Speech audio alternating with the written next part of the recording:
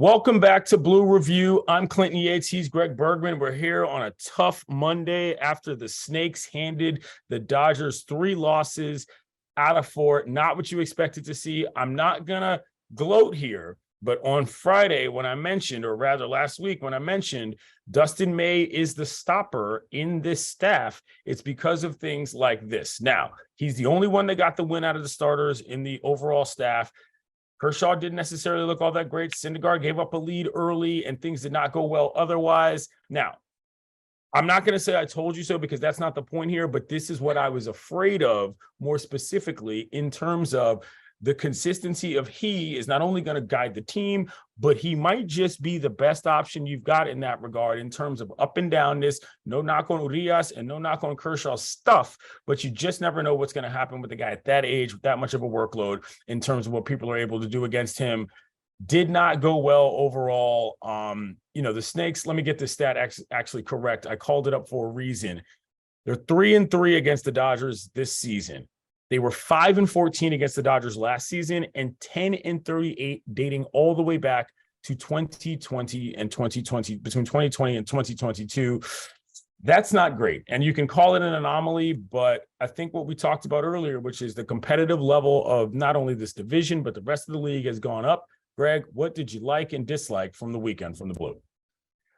So a couple of things in there, and to actually make your point even worse for the Dodgers, the Diamondbacks are actually 5-3 against the Dodgers this year. So they have 2 4-game series. Since then, yeah, right. Yeah. So this season they're 5-3 against the Dodgers, and that's 3-3 Thursday.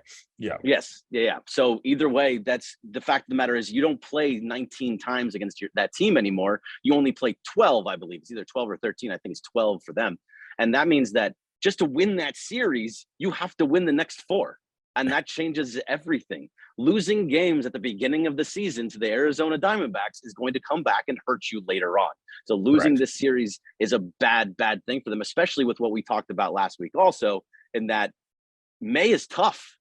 May is a very tough schedule for the Dodgers. So losing some of these games early, it's going to come back and bite you a little bit. I think they'll be fine. But you're absolutely right about Dustin May. He was the only starter to get a win against the Diamondbacks in this last 4-game set. And now I have faith in Clayton Kershaw. I know that was a bad outing for him, but I think he'll be just fine moving forward. He's going to have a couple games like this, but for the most part, I think you're going to get, 2-3 runs against him consistently. That's just kind of who he is. So hopefully that works as kind of a stopgap. But I think you're right. Dustin May is that guy. Julio Urias is also that guy. Those two are the ones that actually matter. But when it comes to the actual series itself, I saw a lot of good and bad. I saw some JD Martinez hits that looked pretty good. He's actually leading the Dodgers in extra base hits, which is nice. James Outman played pretty well. Mookie, your boy. Yep, love him. Mookie, not kind of up and down, not so great. But, Freddie Freeman's still hitting like Freddie Freeman. The bad part of all of this is the bullpen. The bullpen is giving up so many runs, and it's guys that you kind of were hoping to rely on moving forward. Yency Almani is giving up runs. Alex Vesia is giving up runs. Even Caleb Ferguson gave up a couple the other day. So I feel like bullpens are very volatile, and I think you'll agree with me there that what you have at the beginning of the year with the bullpen is not what you have at the end of the year with the bullpen. And I think that they're going to have to start seeing who are the dudes that they want to see moving forward right now and be like, all right, I'm not feeling this, guys. Let's start trying to go find somebody else to step in. Switching gears back to Outman quickly, I do want to give you your props on that. It's not just the production. It's not just the timeliness. It's the plate approach and the attitude that he brings into the box. I mean, this guy is about as confident as a player as I've seen on this roster in a long time who's that young. And that's something that the Dodgers do well in terms of bringing guys up and empowering them. So I think you were right.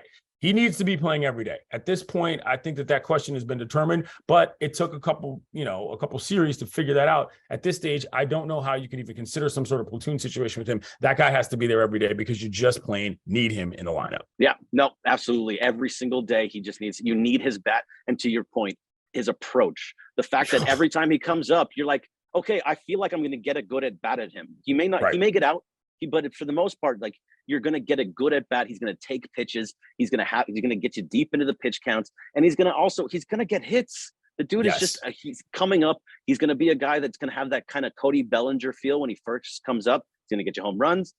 Hey, rookie of the year is not off the table for this dude.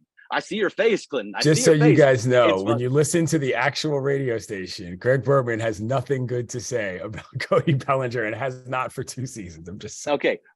I'm talking about his rookie of the year campaign that he came up in. He was great when he came up. I'm hoping Outman lasts a little bit longer than Cody did. But, hey, he's starting to get a couple hits over there in Chicago. But he's not bad. So we'll see what goes on. Now it's moving forward to tonight's game. You got Julio Urias versus Logan Webb for the Giants up in San Francisco.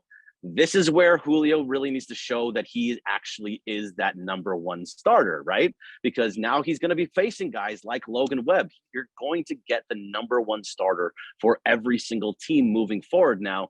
And I mean, he's been great so far. He's gone 10 straight innings without giving up a run. So hopefully he can do the same up in San Francisco. But either way, this is where he needs to. This is your stopgap. This has to be your stopgap. The Giants have been up and down at best so far. And again, these are division games. These are not just games in the overall standings. These are things that matter in terms of your ability to get into the playoffs whatsoever, never mind the wild card. So I think this is clearly a massive series for the Dodgers right now. And Urias on the road, I think this is about as important as a game as he's thrown. That's not a playoff game for the Dodgers, this early in the season. Yeah, absolutely. And so we'll see what happens tonight. And then Dustin May tomorrow. It'll be a big series for the Dodgers Giants. Yep. There you go. Absolutely. See what you got.